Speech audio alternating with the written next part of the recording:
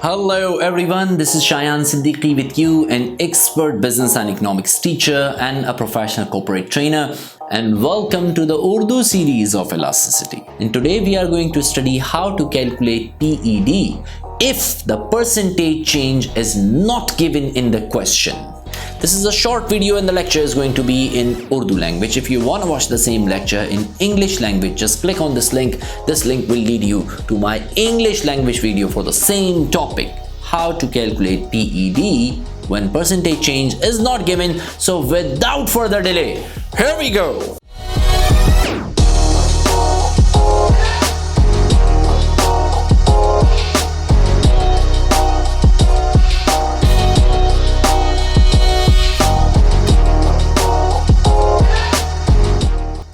Welcome back.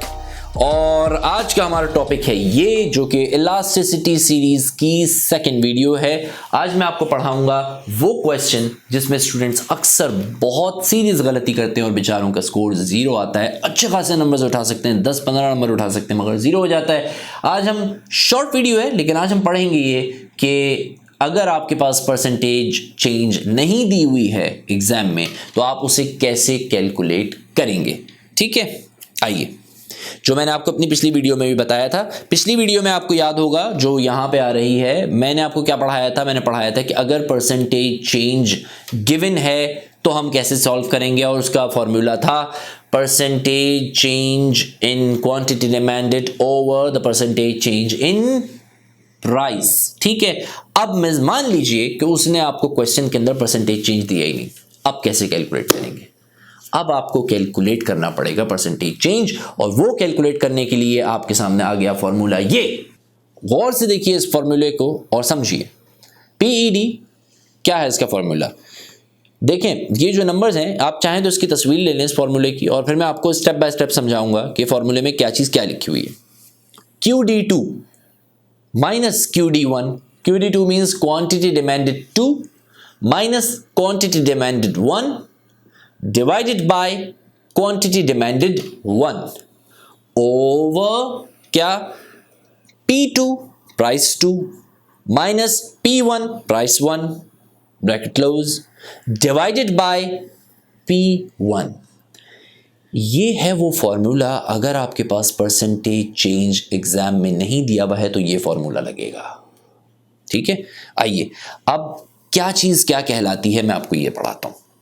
देखिए, गौर से देखें, फॉर्मूला मैंने ऊपर लिख दिया है और नीचे देखना शुरू करें। QD2 क्या होती है? QD2 होता है is the quantity demanded following the price change. Price change आने के बाद क्वेश्चन आपके पास आया कि भाई प्राइस जो है वो इसकी बढ़ के 5 से 10 रुपए हो गई।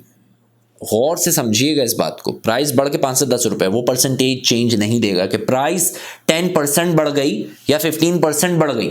अगर उसने परसेंटेज चेंज दिया है तो फिर आपके पास परसेंटेज चेंज मौजूद है। ये भी हो सकता है एग्जाम के अंदर कि वो आपको प्राइस की तो परसेंटेज चेंज दे दे मगर क्वांटिटी डिमांडेड की ना दे, या क्वांटिटी डिमांडेड की परसेंटेज दे दे पर प्राइस की ना दे। कैलकुलेट कैसे करोगे भाई? यही तो सीखना है, यही तो असल गेम है। मिसाल के तौर पर उसने आपको कहा कि क्वांटिटी डिमांडेड बढ़ गई, पहले 100 यूनिट खरीदे जा रहे थे, अब 200 यूनिट खरीदे जा रहे हैं। QD2 नई प्राइस की क्वांटिटी डिमांडेड है, QD1 पुरानी प्राइस की क्वांटिटी डिमांडेड होगी। क्लियर हुआ?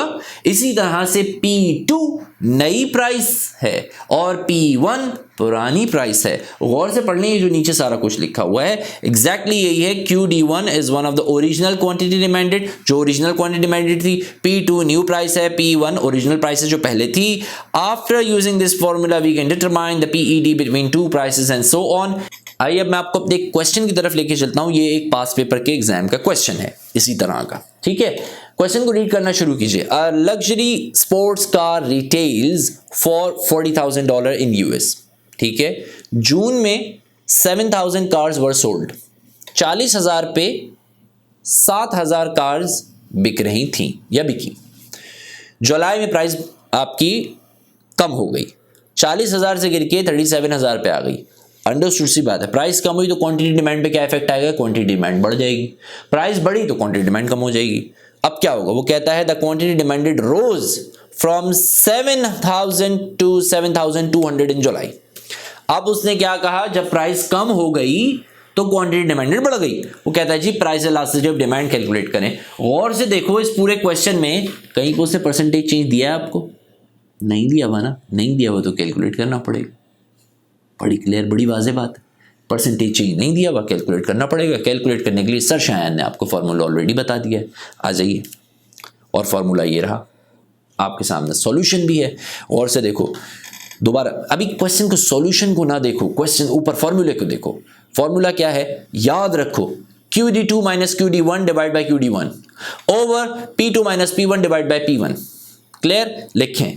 अब आ जाएं, सॉल्व करना शुरू करें, पेपर पेंसिल उठाएं, सॉल्व करें। सिर्फ स्क्रीन को देख के नहीं सीख सकते भाई, स्क्रीन को देख के सब भूल जाते हैं। पेपर पेंसिल लो, सॉल्व करो इसको। नीचे देखो गौर से, 7200 नई क्वांटिटी डिमांडेड थी, माइनस कर दें इसमें से आप क्या, पुरानी वाली क्वांटिटी डिमांडेड 7000, डिवाइड कर दें पुरानी ही क्वांटिटी डिमांडेड से 7000 ओवर 37000 नई प्राइस है, माइनस 40,000 पुरानी प्राइस थी। सवाल आया ये तो माइनस में आ जाएगी, छोड़ दो इसको, डिवाइड बाय 40,000 जो पुरानी प्राइस थी। आपने जब इसको कैलकुलेट किया तो आपके पास आया 0.029 ओवर माइनस 0.75 और माइनस प्लस माइनस होता है इज इक्वल्स टू, तो बेसिकली आपकी पीईडी क्या आई, माइनस 0.36। बेसिकली आपकी पीईडी 0.36 रही।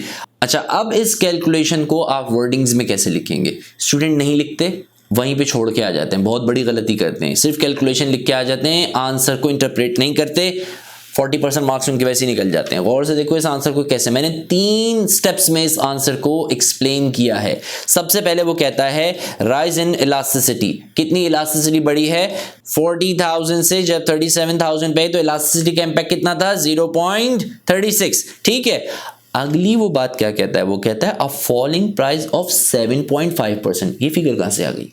A falling price of 7.5% led to an increase in the quantity demanded by 2.9%। ये क्या बात हुई? पीछे आओ, ये देखो क्या लिखा हुआ है, क्या लिखा हुआ है, गौर से देखो। मल्टीप्लाई करोगे 100 से तो क्या बनेगा, 2.9% बनेगा। वो 7, तो वो नीचे क्या कह रहा है, 7.5% आपकी प्राइस कम हुई थी, जिसकी वजह से क्वांटिटी डिमांडेड 2.9% इंक्रीज हो गई। ये जो फिगर्स हैं इनको जब 100 से मल्टीप्लाई करोगे तो ये परसेंटेज चेंज दे देंगे आपको, और ये रहा उसका आंसर जो वर्डिंग्स के अंदर लिखा हुआ है। क्लियर हुई बात? गौर से पढ़ो सेकंड पॉइंट को, क्या लिखा हुआ कह रहा है a falling price of 7.5% led to an increase in the quantity demanded by 2.9%। तीसरे पॉइंट पे आते हैं, वो कह रहा है another way of interpretation is, हर 1% जो डिक्रीज होगा प्राइस में, उससे 36% अप्रोक्सीमेटली इंक्रीज आ जाएगा क्वांटिटी डिमांडेड में। 36% ये रहा ऊपर वाला। बात समझ आई कि 1% का प्राइस का डिक्रीज क्वांटिटी डिमांड में 36% इंक्रीज ला रहा है। दिस इज हाउ हम इंटरप्रिटेशन करते हैं अपनी उस कैलकुलेशन की जो हमने क्वांटिटी डिमांडेड की। अगर हमारे पास परसेंटेज चेंज गिवन नहीं है, या अगर परसेंटेज चेंज गिवन होती भी तो भी ऐसे ही आपको अपना आंसर एक्सप्लेन करना है।